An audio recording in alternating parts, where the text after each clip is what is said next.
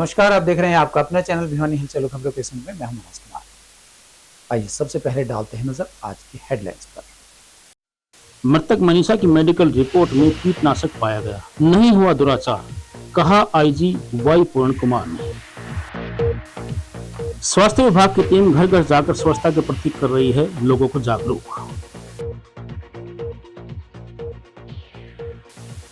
जिला स्तरीय सांस्कृतिक व चित्रकला प्रतियोगिता का हुआ आयोजन।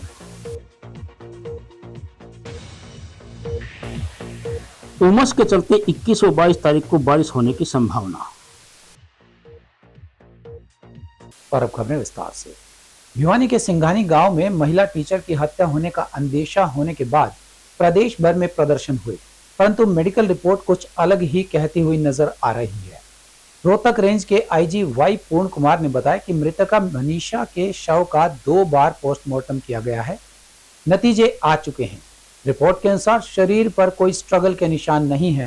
मृतका के पेट में कीटनाशक पाया गया है। जहां पुलिस इसे आत्महत्या का मामला मान रही है, वहीं ग्रामीणों की मांग है कि इस मामले की जांच सीबीआई द्वारा करवाई जाए। भिवानी जिला के सिंघानी गांव में महिला टीचर मनीषा का शव पाए जाने के बाद इसको लेकर प्रदेश भर में प्रदर्शन हुए तथा महिला टीचर की हत्या होने का अंदेशा रहा, परंतु मेडिकल रिपोर्ट में तथ्य अलग हैं।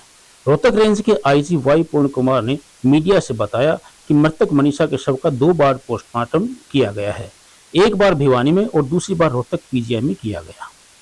इन नतीजों के आने के बाद स्पेशल मेडिकल बोर्ड बनाकर मृत्यु के कारणों को समझने का प्रयास किया गया। उन्होंने कहा कि मृतक मनीषा के शरीर पर मेडिकल रिपोर्ट के अनुसार शरीर पर कोई निशान नहीं है और बलात्कार जैसी घटना भी मेडिकल रिपोर्ट के अनुसार नहीं हुई है। उन्होंने बताया कि मृतका के पेट में कीटनाशक की उपस्थिति पाई गई है। आईजी ने बताया कि कुछ सोशल मीडिया रिपोर्ट में यह दावा किया गया कि मृतक मनीषा के शरीर से कुछ अंग गायब हैं।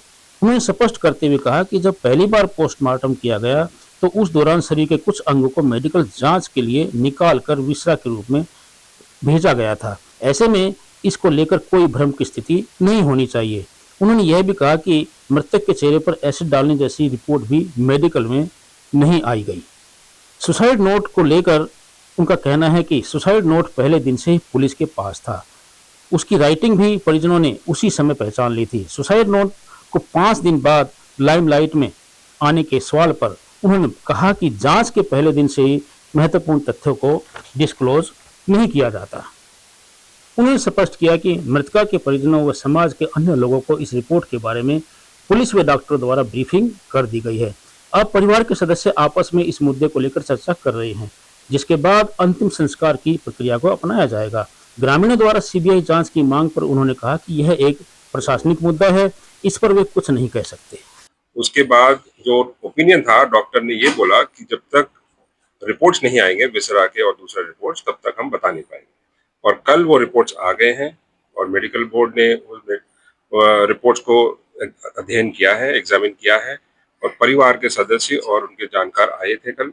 मेडिकल बोर्ड जो स्पेशल बनाया था इनको इंटरप्रेट करने के लिए, इनको समझने के लिए रिपोर्ट्स को, वो कल समझ के परिवार जनों को ब्रीफ किया गया। जो मोटी बात उन्होंने ये बताई कि ऑर्गेनोफॉस्फरस नाम का एक केमिकल जो इंसेक्टिसाइड है, वो मृतक के इंटेस्टाइन्स और किडनी अलग पार्ट्स में मिला है और वो कॉज ऑफ डेथ हो सकता है क्योंकि पॉइजनस है वो।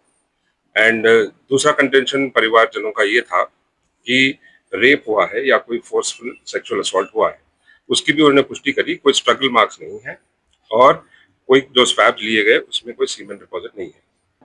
नहीं, ऐसी बात नहीं है। कल शाम को ही देर शाम डॉक्टर्स ने ब्रीफ किया था, वो अपने गांव में गए हैं। ये जरूर है थोड़ा मिसअंडरस्टैंडिंग है कुछ एक लोगों में, तो वो अपना डिस्कस करके वो डिसीजन पे आएंगे, उसी हिसाब से हम कार्रवाई करेंगे। जो सुसाइड नोट मिला है वो वायरल है क्या, वो सही है या वो दिया गया इतना लेट क्यों आया, इसके पीछे का? सुसाइड नोट मौके पे ही मिला था। जो 13 तारीख को डेड बॉडी मिला था उसी दिन मिला था। जो सीन ऑफ क्राइम टीम गई थी उस दिन ही उनके पास था।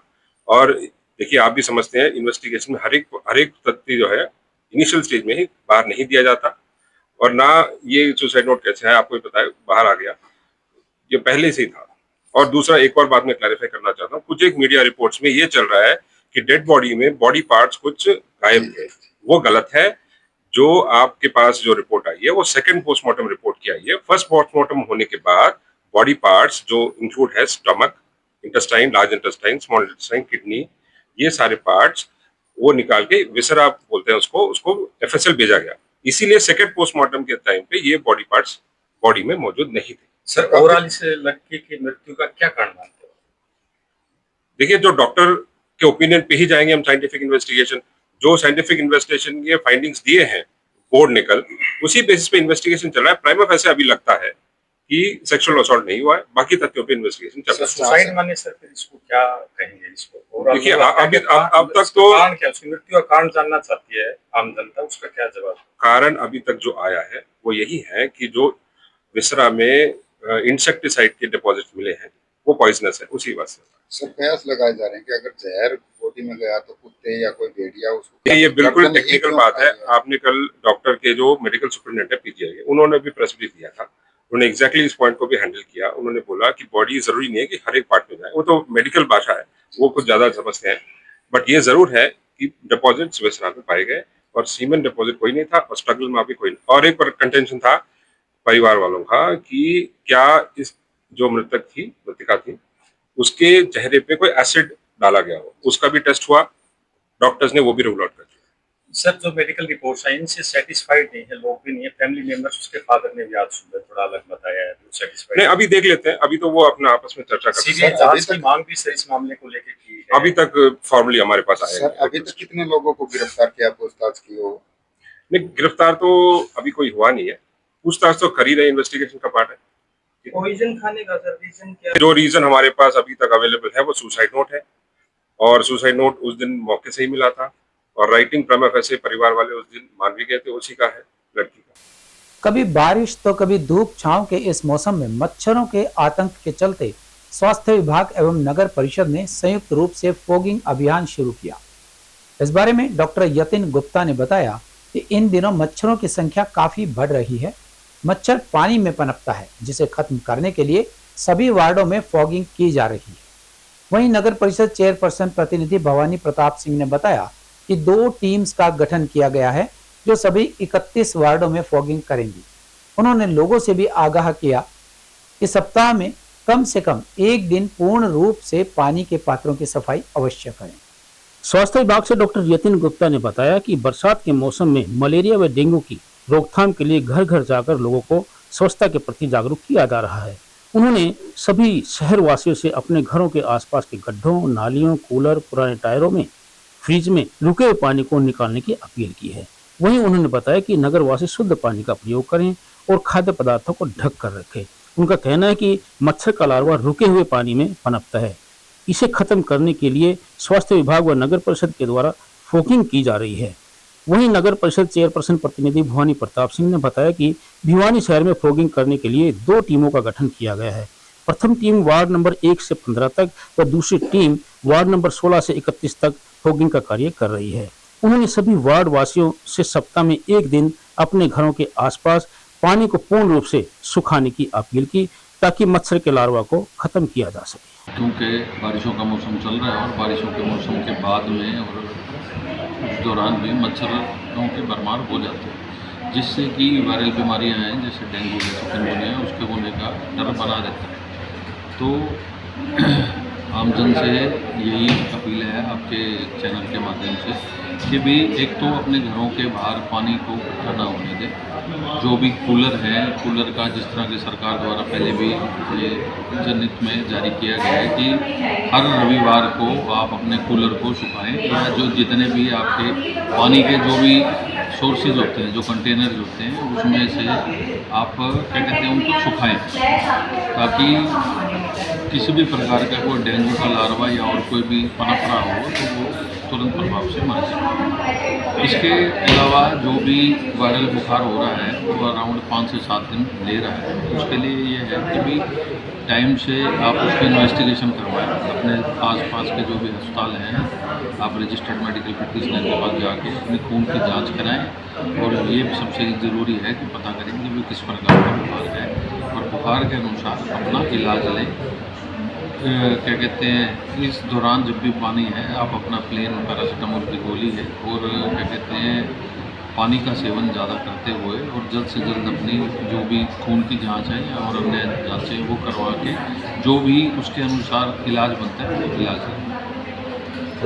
ऐसा आपके चैनल के माध्यम से यही अपील करते हैं कि जिस प्रकार मैंने पहले बताया कि संडे को ड्राई डे बनाते हुए जितने भी पानी के स्रोत हैं, जैसे कोई आपने पक्षियों के लिए पानी छत पे रखा हुआ है, फ्रिज के पीछे वाली ट्रे होती है, या किसी भी प्रकार के आपके घर के बाहर कोई पानी इकट्ठा हुआ है, या तो उसको गेर दीजिए। अगर वो गेर नहीं सकते तो उस पर काला तेल या किसी प्रकार का तेल उस पर छिड़क दें ताकि मच्छर ना पनप पाए। दूसरा क्या कहते हैं, किसी भी तरह से आप अपना जो भी जांच है खून की वो करवाएं और अपना पानी जो भी पानी भी पिएं, पानी भी साफ़ सुथरा पिएं, क्योंकि पानी से होने वाली जो बीमारियां हैं वो भी इस मौसम के अंदर ज़्यादा रहती हैं। शहर के अंदर हमारा डेंगू की रोकथाम के लिए और डेंगू का लार्वा न पनपे स्वास्थ्य विभाग की टीम के साथ जो वहाँ से जरूरी दवाइयाँ लेकर के हमारी नगर परिषद की टीम शहर के हर कोने के अंदर फॉगिंग कार्य चला रही है। और जहाँ जहाँ सबसे प्राथमिकता हमारी है, जहाँ जहाँ पहले कोई शिकायत आती है या डेंगू के मरीज की कोई पता चलता है तो सबसे पहले वहाँ फॉगिंग की जाती है, उसके आसपास क्षेत्र फॉगिंग की जाती है। फिर प्रत्येक वार्ड के अंदर हमने 2 टीमें बनाई हुई हैं, जो वार्ड 1 से लेकर 15 तक और 16 से लेकर 31 तक 2 टीमें हमारी चलती हैं। मैं मानता हूँ कि हमारे आधे शहर के अंदर, आधे वार्डों के अंदर तक फॉगिंग हो चुकी है और बाकी बचे वार्डों के अंदर बहुत जल्द फॉगिंग एक चरण पहले चरण के अंदर पूरी हो जाएगी। फिर लगातार ये जो इस मौसम के अंदर लगातार फॉगिंग कार्य चलता रहेगा और शहर के मुख्य बाज़ारों में और शहर के मुख्य कॉलोनियों के अंदर ये निरंतर रूप से कार्य चलेगा। जिला मौलिक शिक्षा अधिकारी सुभाष चंद्र भारद्वाज की देखरेख में राजकीय मॉडल संस्कृति वरिष्ठ माध्यमिक विद्यालय में जिला स्तरीय स्कूली अंडर 11 और अंडर 14 आयु वर्ग के सांस्कृतिक एवं चित्रकला प्रतियोगिता का आयोजन हुआ। इस कार्यक्रम में बच्चों ने अपनी कला का प्रदर्शन किया। जिला मौलिक शिक्षा अधिकारी ने कहा कि इस तरह की प्रतियोगिताओं का उद्देश्य बच्चों में छिपी प्रतिभा को उजागर करना और उन्हें अपनी रचनात्मकता को निखारने का मंच प्रदान करता है। बच्चों ने पूर्ण उत्साह के साथ इन प्रतियोगिताओं में भाग लिया और अपनी कला का उत्कृष्ट प्रदर्शन भी किया। गवर्नमेंट मॉडल संस्कृति सीनियर सेकेंडरी स्कूल में आयोजित जिला स्तरीय अंडर 11 और अंडर 14 आयु वर्ग की सांस्कृतिक एवं चित्रकला प्रतियोगिता के बारे में AEO डॉक्टर अनिल कुमार ने बताया कि प्रतियोगिता में जिले के सभी स्कूलों के बच्चों ने भाग लिया। प्रतिभागियों का उत्साहवर्धन करते हुए जिला मौलिक शिक्षा अधिकारी सुभाष चंद्र भारद्वाज ने कहा कि इस तरह की प्रतियोगिताओं का उद्देश्य बच्चों में छिपे प्रतिभा को उजागर करना और उन्हें अपनी रचनात्मकता को निखारने का मंच प्रदान करना है। बच्चों ने पूरे उत्साह के साथ इन प्रतियोगिताओं में भाग लिया और अपनी कला का उत्कृष्ट प्रदर्शन किया। प्रतियोगिता के परिणामों की जानकारी देते हुए शारीरिक शिक्षक विनोद पिंकू ने बताया कि समूह नृत्य प्रतियोगिता में भिवानी ब्लॉक विद्या अंतरिक्ष स्कूल प्रथम रहा तथा एकल नृत्य प्रतियोगिता में भिवानी ब्लॉक में विद्या अंतरिक्ष स्कूल की आरती, भवानीखेड़ा ब्लॉक से GPS सिकंदरपुर की संजना, तोशाम ब्लॉक की GGPS ईसरवाल की ऋतिक प्रथम रही। मेरा नाम जीतपाल शर्मा है, टीचर डांस क्लासेज। अभी आज जो प्रोग्राम कल्चरल एक्टिविटी है वो सांस्कृतिक प्रोग्राम है जो अंडर 11 और 14 के लिए जो आज हमारे मॉडल संस्कृति स्कूल में 19 और 20 को होना है। इसमें विभिन्न ब्लॉक से हमारे स्टूडेंट आए हुए हैं जिसका प्रोग्राम हमारे यहाँ विकसित हुआ है। इसमें सभी सांस्कृतिक प्रोग्राम है, फेंसिंग, ड्रेस कंपटीशन है और भी जो हमारे सांस्कृतिक प्रोग्राम में जो भी पार्टिसिपेट होते हैं, डांसिंग है, पेंटिंग है, हरियाणवी सांस्कृतिक जो प्रोग्राम इसमें ये जिले के अधीन है। सभी अभी जो हमारे 7 ब्लॉक है, 7 ब्लॉक से हमारी जो ब्लॉक में टीमें अभी विजिट हुई है वो सारी यहाँ पे आएगी। यहाँ जो हमारे डिस्ट्रिक्ट लेवल पे जो अभी फर्स्ट सेकंड थर्ड जो पोजीशन पे आएगी उनको हम इनाम भी देंगे और हमने स्टेट लेवल के उनको निश्चित किया, स्टेट लेवल में आगे जाएंगे। आज हमारे यहाँ जिला स्तरीय स्कूली अंडर 11 और अंडर 14 सांस्कृतिक प्रतियोगिता हो रही है जो सभी ब्लॉकों से जीत कर आई है। अब ये जिला स्तरीय प्रतियोगिता है। यह प्रतियोगिता जिला मौलिक शिक्षा अधिकारी सुभाष चंद्र भारद्वाज जी और AEO अनिल कुमार जी की देखरेख में आयोजित की रही है और इस प्रतियोगिता की जो विजेता टीम होगी वो राज्य स्तरीय प्रतियोगिता में हिस्सा लेगी। और यह प्रतियोगिता अपने आप में ही एक अलग तरह की प्रतियोगिता है। इसमें बच्चे बड़े चाव के साथ सुबह से ही यहाँ तैयार होकर बैठे हुए हैं। इसमें सांस्कृतिक प्रोग्राम जो बच्चों के अंदर एक हरियाणवी प्रोग्राम है, पेंटिंग प्रतियोगिता है और एक कल का है, मोनो एक्टिंग की है। यह प्रतियोगिता बड़ी अच्छी चल रही है और इस प्रतियोगिता के सफल आयोजन में हर प्रकार की व्यवस्था है, पानी की व्यवस्था हो, एम्बुलेंस की व्यवस्था हो या कोई और डॉक्टरों की व्यवस्था हो, तो सब अच्छी प्रकार से चल रही है। और यह प्रतियोगिता का जो मुख्य उद्देश्य ये है कि जो बच्चों के अंदर हुनर है, जो छुपा हुनर है, उसको बाहर निकालने के लिए है। अब छोटे छोटे नन्हे नन्हे बच्चे, आपके सामने देखा होगा आपने भी, नन्हे नन्हे बच्चे कितने अच्छी अच्छी ड्रेस पहन के आ रहे हैं, कितने अच्छे अच्छे लग रहे हैं। तो ये भी अपने आप में एक बड़ी अच्छी बात है। मौसम विभाग के डॉक्टर देवीलाल ने कहा कि 2 दिन मॉनसून शुष्क रहेगा। 21 तारीख से मौसम दोबारा से एक्टिव होगा। उन्होंने बताया कि अभी किसान भाइयों को 2-3 दिन और बारिश का इंतजार करना पड़ सकता है। इसके बाद 21 और 22 तारीख को बारिश आने की संभावना बनी हुई है।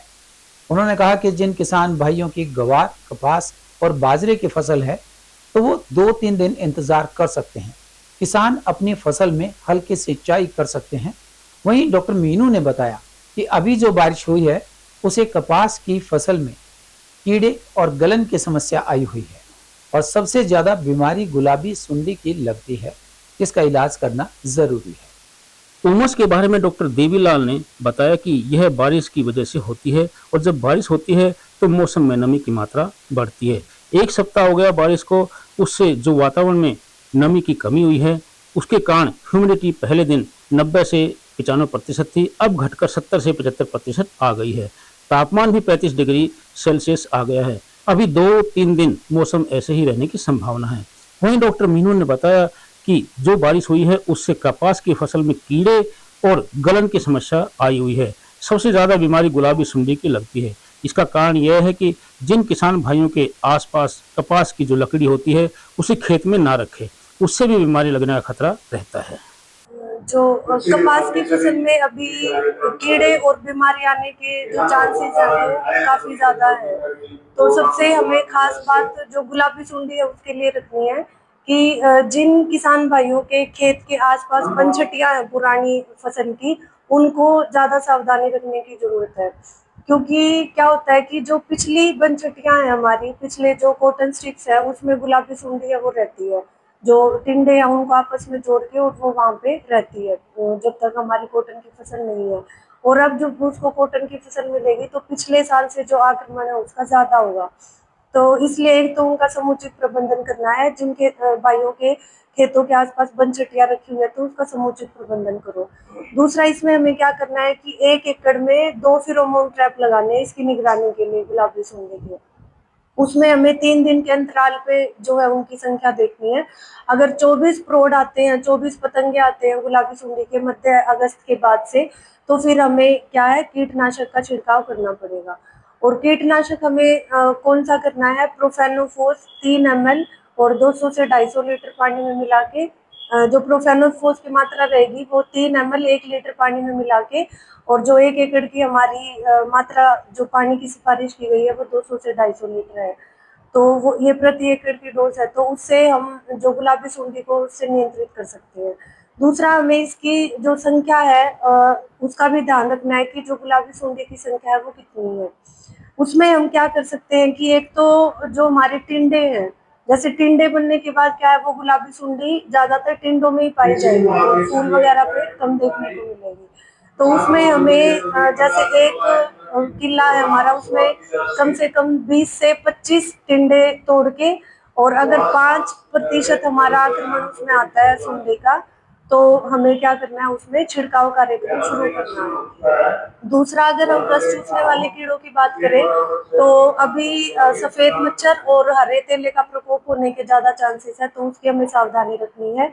उसके लिए हमारा जो आर्थिक कगार है सफेद मच्छर के लिए वो 6 से 8 अगर सफेद मच्छर प्रोड अडल्ट अगर हमें एक पत्ते पे मिलते हैं, या फिर हरे तेले के 2 निम्फ या शीशु हमें एक पत्ते पे मिलते हैं, तो हमें जो अभी मैं दवाई बताऊंगी उनमें से किसी एक का छिड़काव करना है। सबसे पहले जो है जो एफिडोपाइरोपेन है, हमारी सेफिना नाम से जो दवाई आती है 400 ml, उसका हमें प्रयोग करना है 1 एकड़ हरे तेले और सफेद मच्छर के लिए। अगर सफेद मच्छर या हरे तेले का प्रकोप ज्यादा है, मतलब ईटीएल से भी काफी ज्यादा अगर हमें पाया गया है, तो उसमें हमें पायरिप्रोक्सीफेन जो डाइटा नाम से आपको मिलेगी, या फिर स्पाइरोमेसिफेन ओबेरोन जिस नाम से जो मिलेगी दवाई, उसका हमें प्रयोग करना है। जो हमारी पायरिप्रोक्सीफेन है उसकी मात्रा रहेगी हमारी 400 ml और जो स्पायरोमेसिफेन है उसकी हमारी मात्रा रहेगी 240 ml। इसके अलावा हमें बीमारियों का भी ध्यान रखना है। अगर हमें कहीं भी जड़ गलन की या उखेड़ा की समस्या लगती है तो हमें 2 ग्राम कार्बेंडाजिम को 1 लीटर पानी में घोल के और कम से कम जो स्वस्थ पौधे हमारे दिख रहे हैं उसमें भी हमें छिड़काव करना है, कम से कम 1 मीटर के दायरे में। ये हमारा जो जड़ गलन और उखेड़ा है उससे हमें बचाएगा।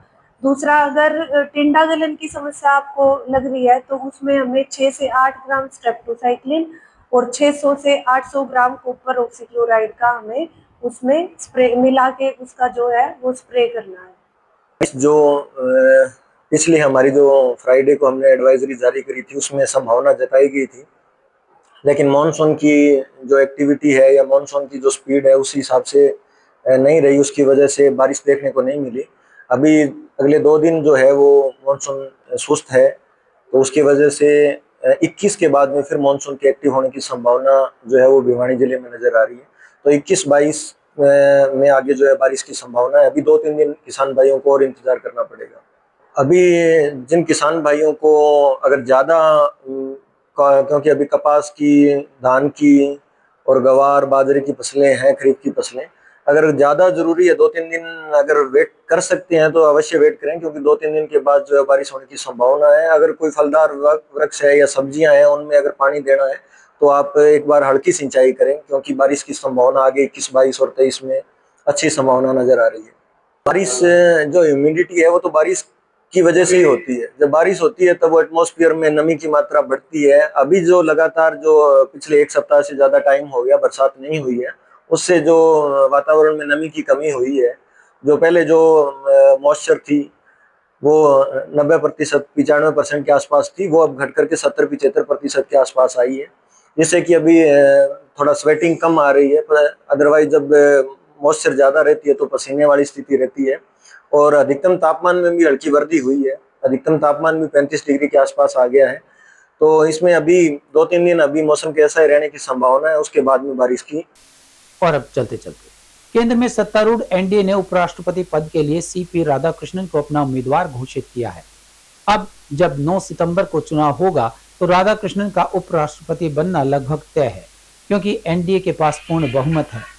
मौजूदा समय में राधाकृष्णन महाराष्ट्र के राज्यपाल हैं, लेकिन जुलाई 2024 में राज्यपाल बनने से पहले राधाकृष्णन तमिलनाडु में भाजपा की राजनीति में सक्रिय रहे।